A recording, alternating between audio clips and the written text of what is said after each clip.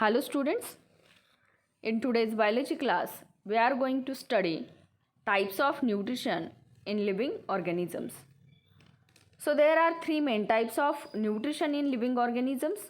First one is holozoic nutrition, then saprozoic nutrition, and third one is parasitic nutrition. So from these three types of nutrition, we have completed holozoic nutrition in living organisms.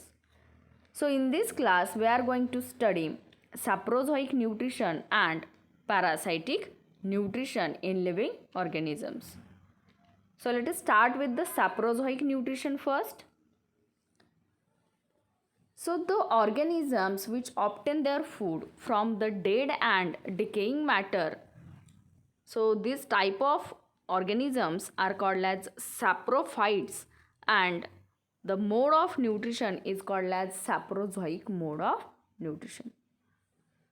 So there are some organisms like some unicellular organisms, some insects, they obtain their food from the body of dead organisms.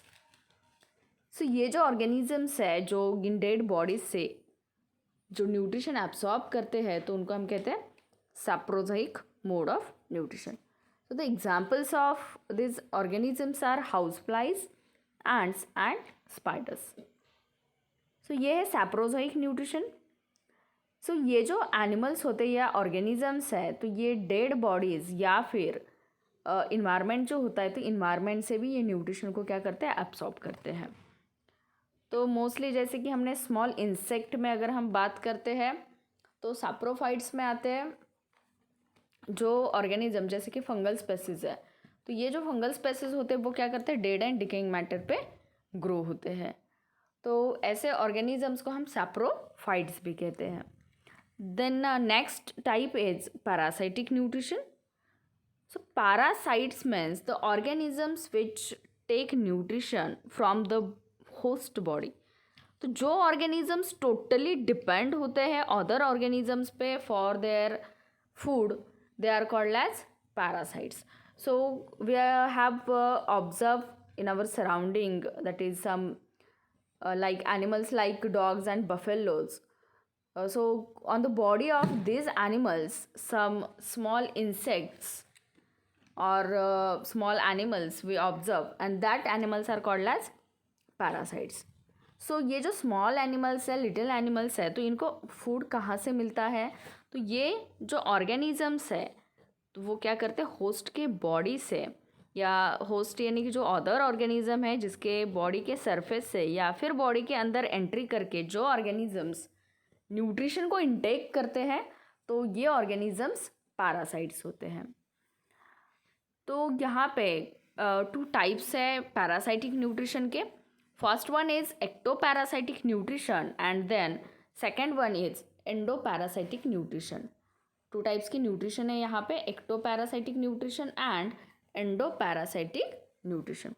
So ecto means outside and endo means inside.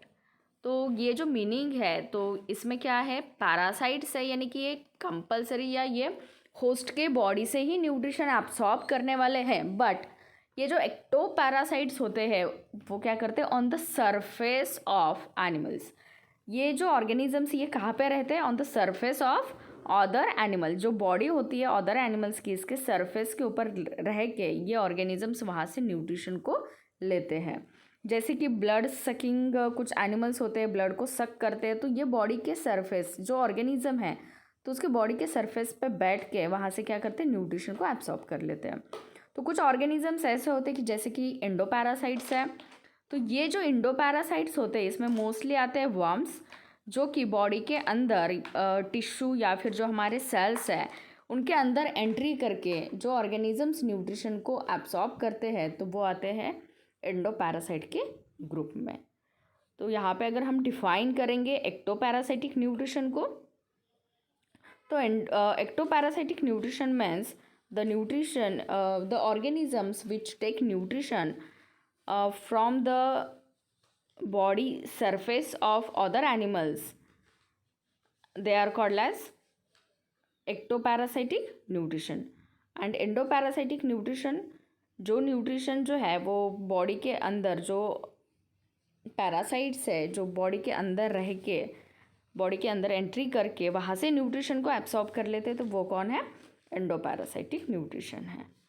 तो ये जो animals होते हैं endoparasitic nutrition में जो examples है वो आते हैं राउंड वार्म्स है, टेपवर्म्स है। और एक्टोपैरासाइटिक न्यूट्रिशन में जो ऑर्गेनिजम्स है इसके एग्जांपल्स अगर हम देखते हैं तो उसमें आते हैं बेडबग्स है, टीक है, देन मॉस्किटोज़ है।